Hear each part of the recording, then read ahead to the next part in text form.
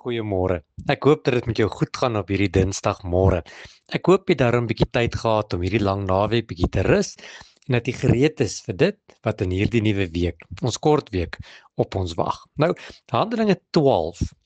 So vanaf vers 5 vertel nogal 'n mooi verhaal. Ek wil dit gou vir jou lees. Hy sê: "En so is Petrus dan in die gevangenis bewaak, maar daar het 'n aanhoudende gebed tot God deur die gemeente vir hom opgegaan." Nou stop gou daar. Petrus is in die tronk. Hy het in die tronk beland omdat hy net die hele tyd wou goed doen en reg doen. Maar hierdie versie sê dat die gemeente, sy plaaslike kerk, die gemeente het onophoudend vir hom gebid. En dan sê vers 7, hy sê: "En met een staan daar 'n engel van die Here by hom, en 'n lig skyn in die gevangenis in." Sjoe, omdat daar 'n gemeente was, omdat daar 'n kerk was wat vir Petrus gebid het 'n engel van die Here aarde toe gekom en in die gevangenis by Petrus gestaan. En hoor wat sê hy?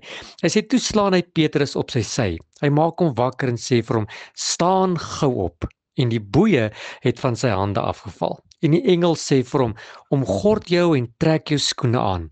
En hy het dit gedoen. Verder sê hy vir hom: "Gooi jou boekleed oor en volg my." Sjoe, hier gebeur 'n baie wonderlike ding.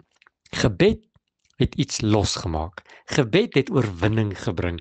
Gebed het gemaak dat 'n engel van die hemel afgekom het, by Petrus gestop het, sy lig op hom laat skyn het, hom wakker gemaak het en sy boeie het van sy hande afgeval.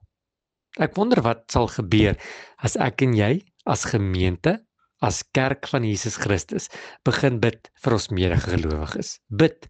Ek glo ons sal verstom staan oor wat die Here vir ons kan doen. En ek wil vanmôre vir jou sê dat ek bid vir jou.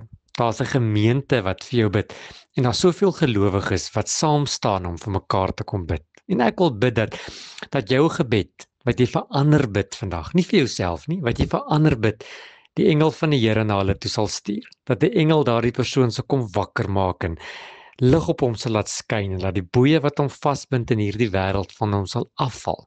Dat hy sal kan opstaan, sal kan aantrek, sy skoene aan sy voete kan sit en kan uit sy gevangenis kan uitbeweeg. Is dit moontlik? Verseker. En dink net, as jou gebed dit vir iemand anders te kan doen, dan kan iemand anders se gebed dit ook vir jou doen. Waarom wag jy? Hoekom is jy nog 'n bietjie traag om vanmôre te kyk wat moet gebeur? Ek wil jy moet vanmôre jou oë sluit en dan bid ons. En ek wil jy moet hierdie gebed vanmôre agter my aanbid. Here, vanmôre bid ek nie vir myself nie.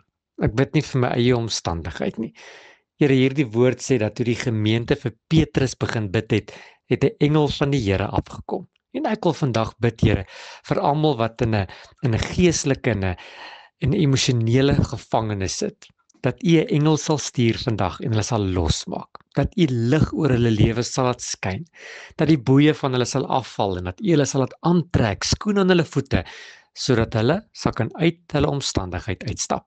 Here, ek weet nie wat is hulle probleem nie. Dalk is dit finansies, dalk is dit hulle huwelik, dalk is dit verhoudings.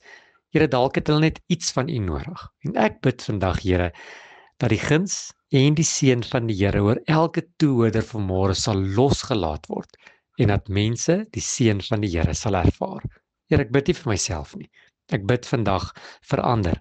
En ek glo ook dat daar iemand is wat vanmôre vir my bid en vir ander bid, sodat ons vandag die Here se hand in beweging kan sien. Amen.